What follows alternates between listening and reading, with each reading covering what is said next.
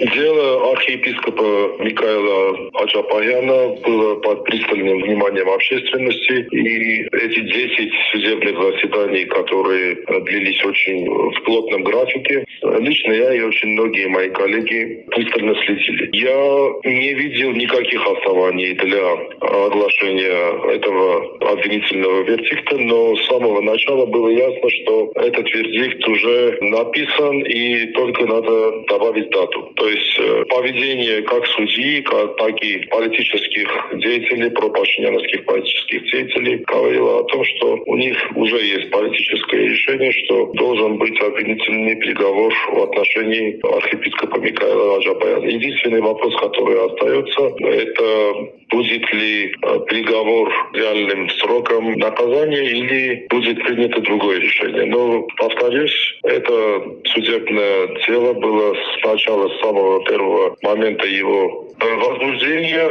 очень политизированным. И я не думаю, что мог быть другой исход, чем тот обвинительный вердикт, который мы сегодня заслушали. То есть, с одной стороны, чисто юридически никаких оснований не только для обвинительного вердикта, но и вообще для этого дела не было. С другой стороны, весь ход судебного заседания говорил о том, что и вердикт, и приговор уже готовы, и просто надо добавить дату.